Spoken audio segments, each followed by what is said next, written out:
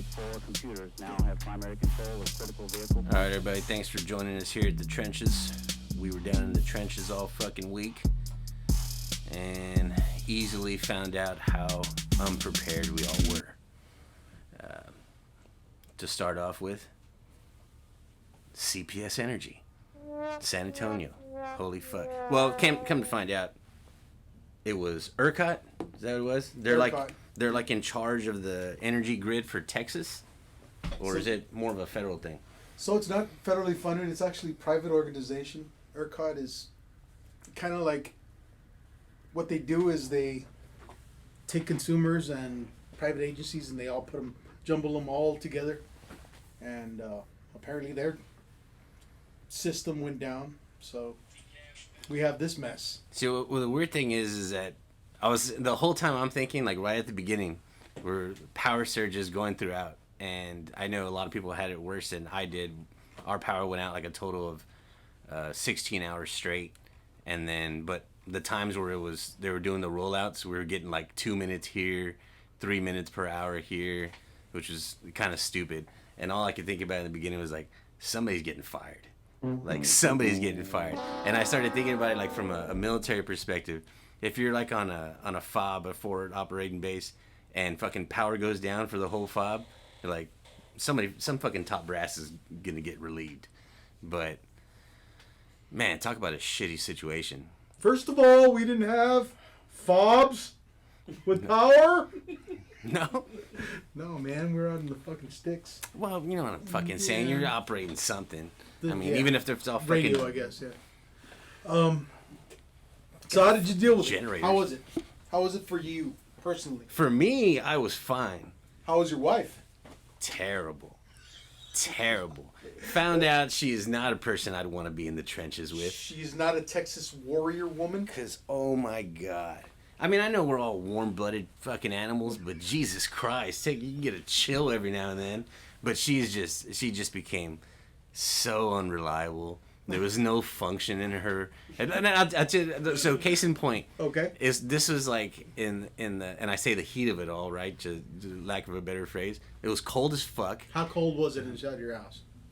On the bottom floor, it was like at 33, 34 degrees. Shit. Upstairs, as we all know, heat rises. Mm-hmm. So upstairs was 42. So it was fucking stupid. It was uncomfortable, whatever. We layered up, but there was a point in time where this was coming on that 16th hour where we didn't have power.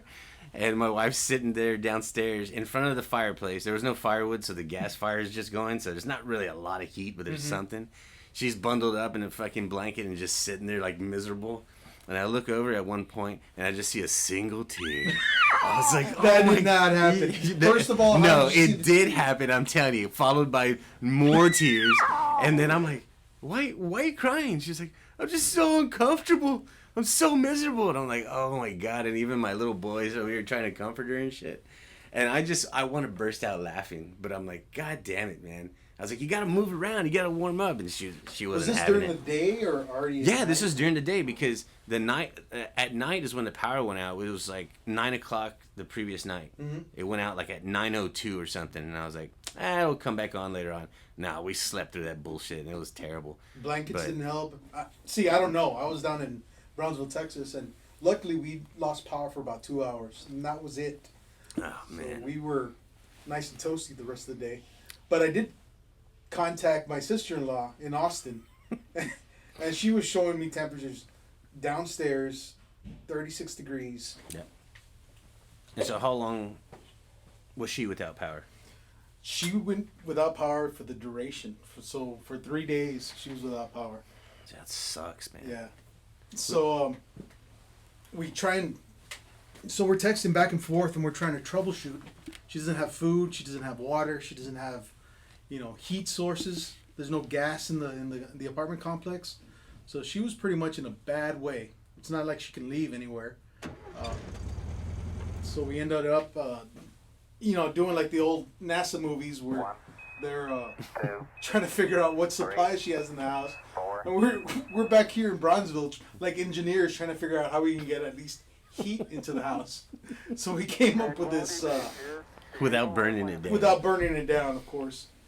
Yeah, so we came up with this salt, oil mixed fucking candle that put out a good amount of heat. If you go to YouTube, you can find it. But yeah, I want to try that. Yeah, like there's all these different, I guess all these different resources that you can use that you don't know that you actually have in your house. I mean, I'm no fucking MacGyver, but I'm like wood burns. So yeah, but so what happens when there's no YouTube or no internet to figure this stuff out? How are you gonna figure it out on your own? okay, so first off, we got way too many fucking people on this planet. Okay, way too many people, Okay. and I'm pretty sure that's causing some of the issues that we're suffering through right now. But I mean, and I'm going off on a tangent here, but you're thinking about 30 years ago. Right. In 30 years, we've actually doubled the population of the world. Okay. That's fucking insane. But think about how life was 30 years ago, even without the internet. But did we have internet there? No, it wasn't 30 years ago. We've had internet for a fucking while, right? We've had internet for since what 2001, 2002. Yeah. Usable okay, so roughly. 2012, Okay, 2013. so it's fair to say 30 years ago we didn't have it, right? Okay. But there was also a lot less people. But I'm telling you, do you agree or disagree that Thanos had a good idea? Right now, it's looking like Thanos was the good guy, and he knew 2020 and 2021 were going to come around. Like, holy shit. And you hate to ask the question, what else is going to fucking happen, right? Because you're thinking this whole time, all right. Oh, my wife hates that shit. The thing I say every time something bad happens. And, yeah. Right, I think like it's you can just always gonna say, get worse. like, yeah, well, then you can always say, like, wow, man, it can always be worse. It can always be worse. Yeah, but you're like, holy shit, we don't want to get it to that point. And So we're Texas, but at least as far as Texas people are concerned, do you think they're learning? Do you think when hurricane season comes around, are we going to be more prepared, less prepared? well, man, I mean, we were in that, Hurricane Harvey mission, and that was so unorganized, and it just like all the other first responders that do it on a regular basis, and they're usually more organized because that's their whole infrastructure is built around that, Right. about catastrophes and whatnot. But So you're talking man. about the local municipalities were the ones that were unorganized, not the Texas Army National Guard. well, I think in general, so it was like it was kind of running with organized chaos that was not so organized. So we're just trying to do what we can do in the minute to make things better. And at the same time, I mean, you're drained. Plugging holes in a sinking boat. Yeah, exactly. And then you really just have to wait out the storm. That's all it comes down to. Yeah. And, and this... So that's the fact of life that people, 50, 60 years ago had to deal with. If a hurricane came around, there ain't nobody coming to help you. It's Yeah. going to be weeks. But they days. were in a different circumstance to where they prepared themselves rather than waiting for other people to save them. You're talking about, like, the farmers are probably the most prepared. They had a shit ton of firewood. They got fireplaces in place in their house. That's like a standard because they know it's going to get cold as shit at some point in time. But even without power and all that stuff, they were still prepared. Nowadays, it's like we run everything based off of all these other organizations and companies and just the city in whole, right? We're like, we depend on the city. Everybody's like, well, we depended on this person. They depended on fucking Ted Cruz, who took off to Cancun. Poor little guy. Hey, man, fucking kudos to that guy. You got the money and the resources to be able to go to fucking Cancun in the midst of all this bullshit. I probably would have done the same thing. But I guess he also had the excuse that he came back, But and then... he was doing penance. He's doing penance Yeah, right yeah, now. yeah, right. Ted Cruz is out in some chow line right now feeding his constituents because he ended up taking off to Cancun, which is not, as far as I'm concerned, I would have done the same thing as well. Yeah. But And it's optics though, right? Because it's the people looking at it and saying like, "Oh, you should have been here suffering with this." It's like, okay, I get it. I get why they're so upset about it, but at the same time, if you're realistic, like, shut the fuck up. do you think you and your family were prepared for this? Somewhat. Somewhat. Not that we really saw it coming. I mean, we pay attention to the news and shit, but not that we really thought it was going to be this bad. I don't think anybody did. But oh, did you? Yeah, man. Well, you're a little bit of an extremist, though. So yeah, I'm not an extremist, but I guess my job is to look for stuff that's gonna happen in the future. That's exactly what I do, and try to mitigate the risks, and that's what I did. But of course, it's apples and oranges because we were down in the valley, and that's a lot closer to the equator. Yeah, than, San Antonio is. We didn't have 8 inches of snow. We had, a couple inches of ice maybe. Yeah. Oh! Sometimes you get a little more than a couple of inches. Sometimes a little more. Yeah, but we prepared a little more. So my thing is, I've always told this to my wife and my kids, is like, always stay prepared for something. So we had food. Mm-hmm. We had food, and thankfully we have a second fridge that we have in our garage, and so it had more food in there. So we could heat stuff up if we wanted to. We could fucking make a fire, have a barbecue pit outside. Mm-hmm. I know several people that did that. Several friends. Propane or no, it's for charcoal. Charcoal. Okay. But so just wood burning or whatever. Yeah. So if it really came to the shit, like the shit really hit the fan, then we could survive. None of it was gonna be comfortable, but we could survive. You were out there in the sticks, Brad. What was the difference there? Just mostly all powder. Everything. I mean, we're right next to the woods, so everything was just everywhere you looked was just ice and snow. And y'all lost power out there too, right? Yeah, we lost power for about 2 or 3 days straight. 2 or 3 days straight. How cold did it get in your house? Down in the 30s, also low 30s. Dang. So we were just bundled up, head to toe, and Were you and your brother sleeping in the same cot or in the same bed? almost. Almost. Ladies and gentlemen. We would have to get into our vehicles, start them up, and just let the heaters go Thaw out a little bit. How was the fuel situation for your vehicles? I wasn't expecting for it to ice up so quickly, so I didn't get to fuel up until actually 2 days ago. Yeah. So I mean, I was on E. My brother had a full tank on his truck, so Y'all didn't go out to any other properties nearby and siphon some fucking gas. Fucking. no. If you were all in the sticks like that, probably ethanol or something out there. No, we had this huge propane tank Propane outside. products.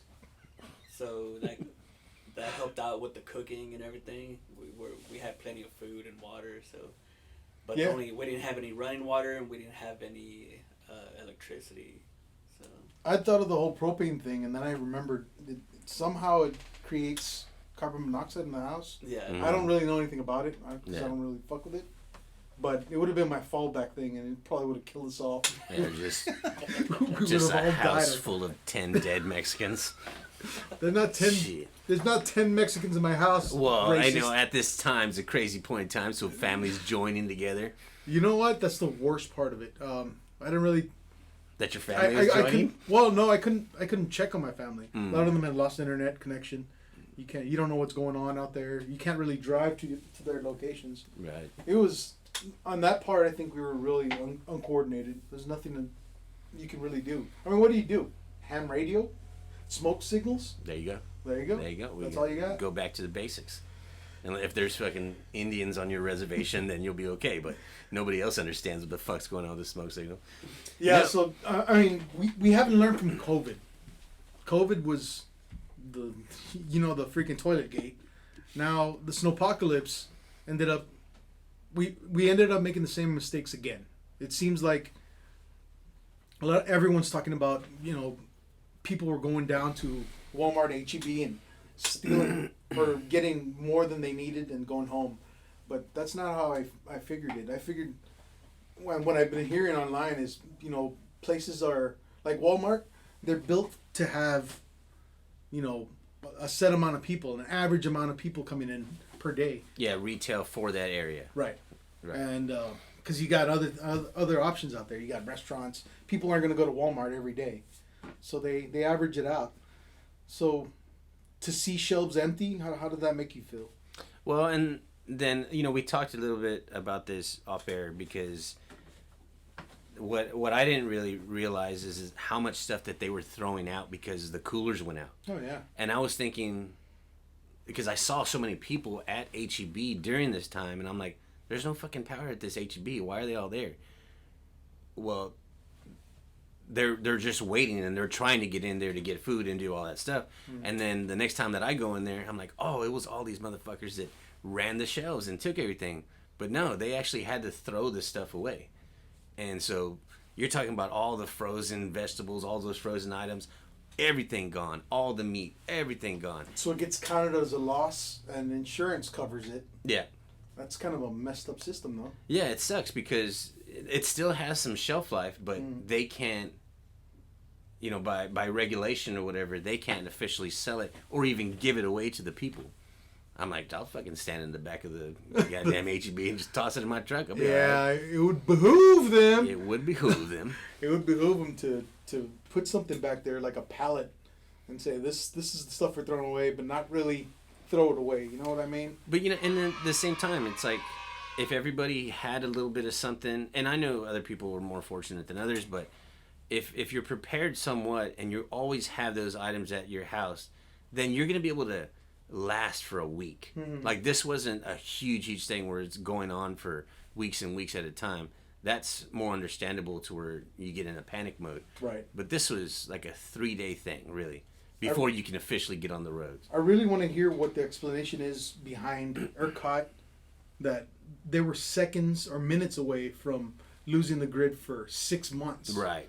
What the fuck is everyone going to do if we lost, power for 6 months? And that's what I mean. It's like there's somebody there's just a level of unpreparedness that should not be there.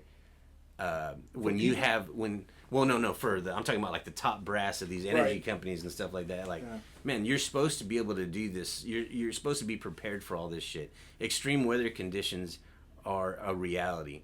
And if you're just thinking about like, oh, we're just going to collect money because we can keep powering these cities, and then something like this happens, and then you're going to fuck us for 6 months. Yeah. Like, I don't know that it was at that extent to where they said we got that close to the power grid shutting down, but Right. Who knows? But you're right. I'd like to hear that explanation as well. So from what I'm hearing, it was backup power to the power stations wouldn't survive the cold. So basically, their power supply locations were Not insulated or whatever. not winterized. Basically, that's what it was. And Texas isn't used to this kind of weather. I mean, let's be frank. Oh yeah. Who's Frank? Who's right? But I mean, No, but how much we more should be does in it take? loincloth and fucking swinging around in trees. Like an Adam and Eve over here. But like, what if like you talking about states like Michigan and Wyoming? Those motherfuckers, they go through all this shit all the time. Maybe not all the time, but a lot more often than we do. And they're set up. So how much more does it cost to fucking set our shit up to be prepared? Right. And be like, oh well, it costs too much money. It might cost another, let's say, $50 million. But if that keeps you from going off the grid for 6 months and everybody losing power and going to fucking chaos, then I think $50 million is, that's chump change. Yeah. Well, let's talk a little Elon Musk. I mean, the guy set up a solid battery location in Australia, power station that's all lithium batteries. Okay. And what it does is it takes energy from the grid, and whenever there's a brownout, it pushes out energy to the population. And I think it can power like, don't quote me on this, but I think 20,000 homes at a time. I will not quote you on that because I think that's wrong. They're gonna fact check it like crazy, but yeah. Yeah, I mean that makes sense. I mean the whole theory of that makes sense. So, but then there's one Elon Musk, and he's got like so many people that hate him because he's so proactive. Right. But Bitcoin? you get into that Bitcoin? No, man. It's too rich for my blood. I don't fucking know anything about that shit. Neither do I. I'm staying away from it. But if I did, I would write down my passwords in several locations. But with that one cat that's losing out, like, was it 300 and something million or 200 and something million? and he couldn't get in because he didn't have his password. He only had Really? one So guess left. he's got Yeah. the money in his bank account. He just had like No, one or it's- two guesses left. It's a crypto wallet, Uh-huh. and so you only get a certain amount of guesses, and if you don't put in the right password, it'll just wipe it out.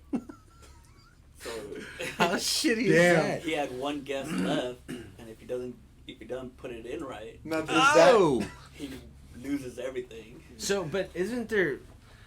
Okay, there's always backups to passwords on everything. You know, it's a crypto wallet or whatever.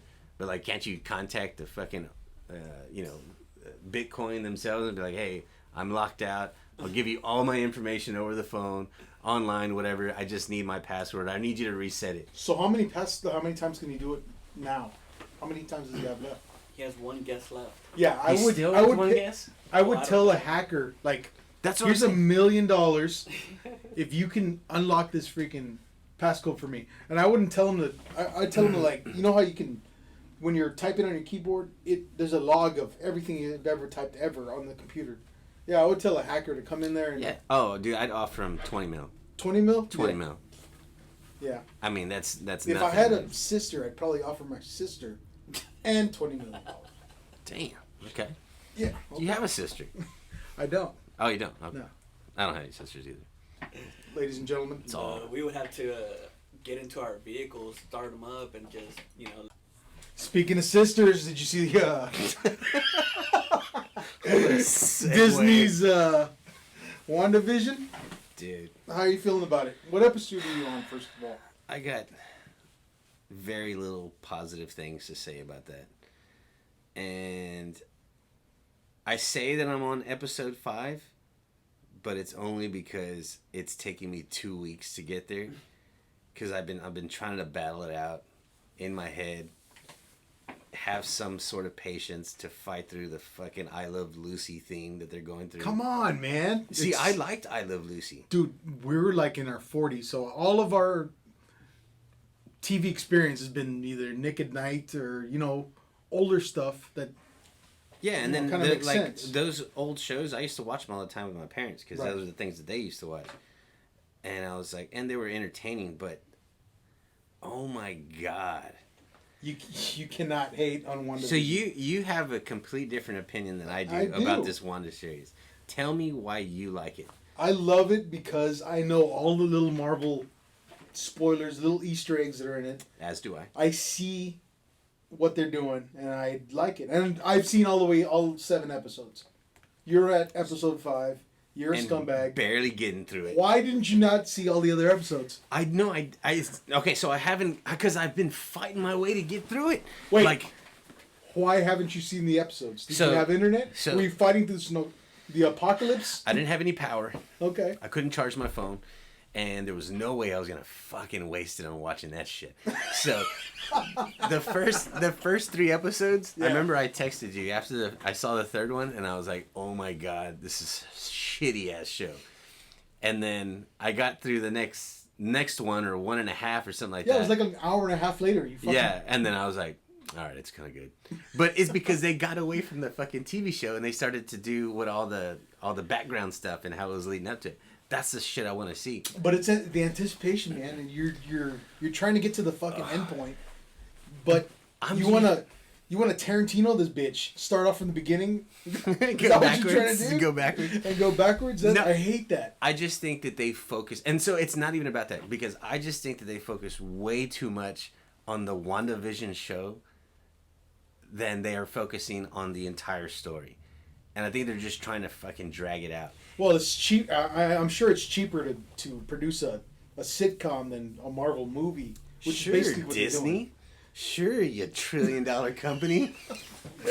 Yeah, Fucking- Disney. What the fuck? No. Listen, WandaVision is good. It's tough. building up. It's like having sex with a woman. You can't just jump right into it. Okay, Well, I beg to differ. I beg to differ. touche. I mean, maybe now in our days, but back in the day, I'm jumping into something. Well, we're not 14 years old anymore. You got to work your way in there. That's fair. And yeah, it's just going slow. I like the slowness of it. I like the seeing something that no one else realizes until later on. Okay, so Uh-huh. you can't throw somebody from the outside who doesn't know all the little Easter eggs about Marvel you can't put them onto the show and say, hey, watch it, it's badass. So Because what's they're your going to be goal? like, what the fuck is this stupid shit? You understand that there's other stuff that's happening in the background. Right. So there's not much anticipation because you know that something's there. Mm-hmm.